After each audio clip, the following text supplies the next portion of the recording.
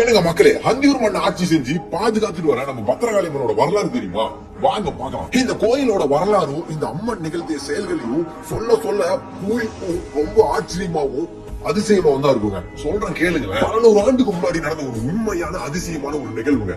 5 தலனாக ஒரு பசுமாட்டோட மடியில பால் குடிச்சதும் அந்த மாட்டுக்காரர் அந்த ஒரு காட்சியை பார்த்து ரொம்பவும் ஆச்சரியம் அடைந்து அந்த அன்னைக்கு இரவுலயே அந்த கனவுல போய் இங்க நான் தான் குடியிருக்கேன், மாட்டோட மடியில இருந்து குடிச்ச பால் எனக்கு அவ்வளவு திருப்தியா இருந்துச்சு, ஒவ்வொரு நிறைஞ்சிருச்சு, எனக்கு இங்க ஒரு ஆலயம் எழுப்பி என்னை வழிபடுங்க, இந்த ஊரையும் இந்த ஊர் மக்களையும் நான் பத்திரமா பாதுகாத்து பத்திரகாலியா காட்சியளிக்கிறேன் அந்த அம்மனே சொல்லி இந்த ஒரு ஆலயமும் எழுப்பப்பட்டதாகவும் ஒரு வரலாறு இருக்கு. ஆனா பள்ளி குண்டமிறங்கினதாகட்டும், பிரிட்டிஷ்காரங்களுக்கு பாது பறி போனதாகட்டும், ஒரு தாயையும் ஒரு குழந்தையோட உயிரை திரும்பவும் கடவுளை போய் சொல்லி காப்பாத்தினதாகட்டும், இவ்வளவு ஏங்க சமீபத்தில் கூட தத்ரூபமா ஊஞ்சல்ல தூரியாடினதாகட்டும் அப்படின்னு பல அதிசயத்தையும் ஆச்சரியத்தையும் நிகழ்த்தின இந்த பத்திரகாளி அம்மன் வந்து ரொம்ப சக்தி வாய்ந்த ஒரு அம்மனுங்க. பங்குனி மாசம் பிறந்துட்டாவே பத்திரகாளி அம்மன் கோயில் வந்து பூச்சாட்டிடுவாங்க. அந்த ஒரு மாசம் 18 பட்டி கிராமம் ஆகட்டும், அந்த 5 ஆகட்டும் ரொம்ப பரபரப்பா இருக்கும் பாருங்க. அது எங்க இருந்தும் வந்து பக்தர்கள் வந்து பூ மிதிக்கிறதாகட்டும், வேண்டுதல நிறைவேறிச்சுன்னு சொல்லி கெடா வெட்டி சேவெடுத்து முனிப்பு கோயிலுக்கு வந்து பொங்க வைக்கிறதாகட்டும், அதுவும் அந்த தேர் திருவிழாவெல்லாம் கோலாகலமா இருக்குன்னா பாத்துக்கோங்களேன். ரொம்பவும் பிரம்மாண்டமா கம்பீரமா காட்சி இருக்கிற முனிப்பம் கோயில் வந்து பத்திரகாளி அம்மன் கோயிலுக்கு ஆலயத்துக்கு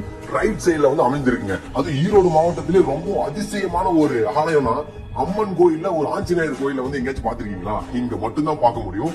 அவ்வளவு அதிசயமான பல விஷயங்களை கொண்ட இந்த ஒரு கோவில், இந்த ஒரு அம்மன் வந்து ரொம்பவும் ஸ்பெஷலான ஒரு தெய்வம் இந்த ஊர் மக்களுக்கு. கோவிலுக்கு முன்புறத்திலேயே அழகான ஆலமரத்துல விநாயகர் வந்து அமர்ந்திருப்பாரு. அவர்கிட்ட ஒரு பிளஸிங் வாங்கிட்டு அப்படியே நீங்க அம்மனை வழிபட உள்ள போயிடலாம். அப்ப நினைக்க மக்களே, அந்தியூருக்கு ஒரு அடையாளமாகவும் இல்ல அந்தியூரே ஒரு அடையாளமாகவும் வச்சிருக்க இந்த ஒரு